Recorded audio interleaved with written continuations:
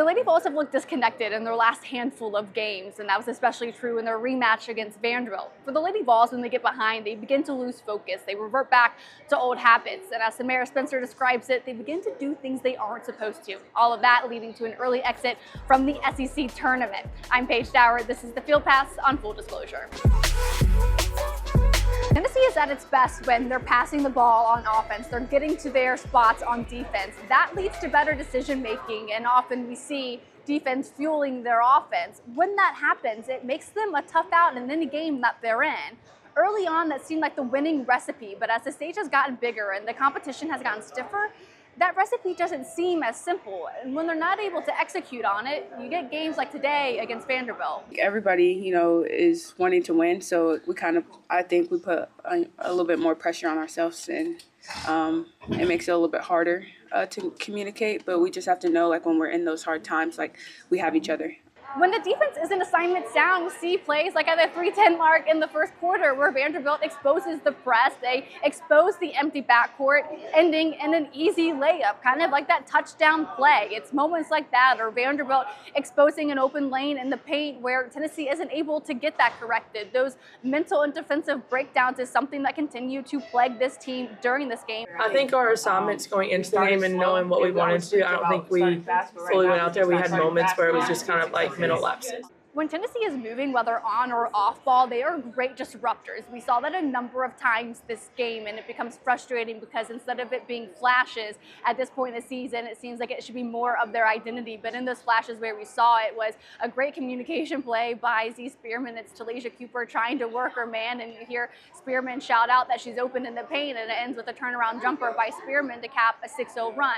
Later on defense, where we see that heads-up kind of play, is Jewel Spear intercepting an inbounds pass, and she takes it the other way for a layup to cap an 8-0 run, and she was responsible for 7 of those points. And what gets frustrating even more so in those moments is that it's often in response to a scoring drought that they had, or where Tennessee's opponent is going on one of their own scoring runs, and it shouldn't come down to Tennessee's ability to respond. We just come out slow, honestly, and the other team punches us first, and then we respond, and we do a pretty good job in responding, but we shouldn't have to do that. We need to just start out faster, knowing our defensive assignments and knowing what we're doing on offense.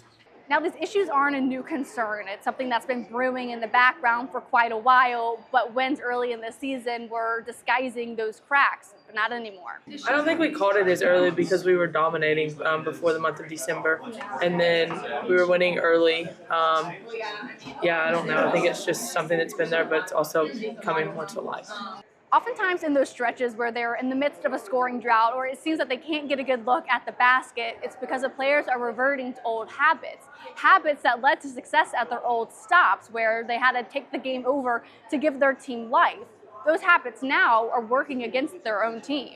I feel like we all kind of come from places where we had to heavily carry the team that we were on. And so I think coming here and playing with a lot of pieces where, okay, it's a relief. You don't have to do everything on your own. I think we're still trying to adjust to that this late in the season.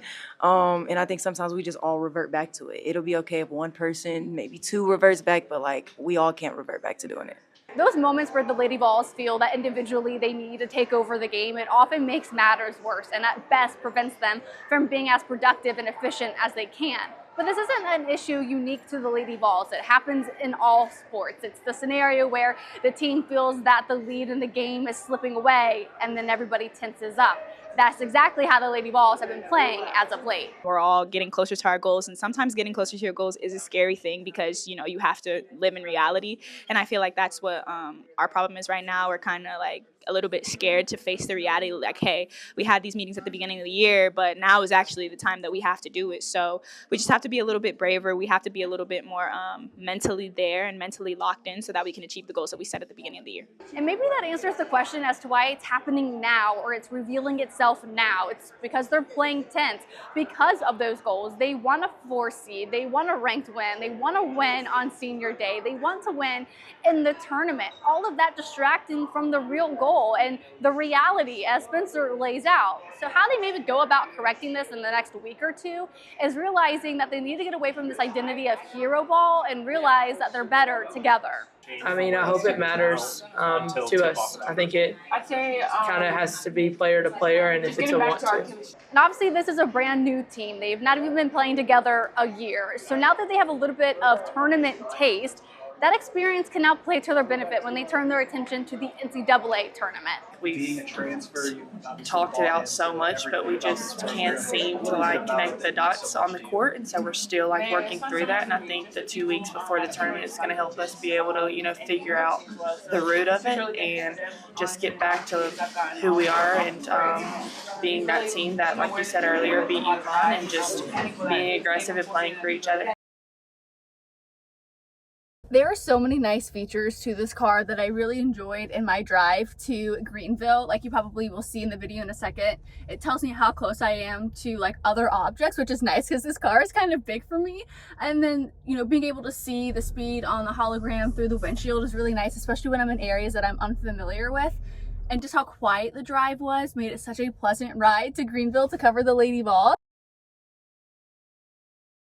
And it should be a productive time off and time during practice because of what they learned about themselves here in Greenville. We need to learn that we're better together. We're better when we're stronger together and we stick together, when we pour into each other.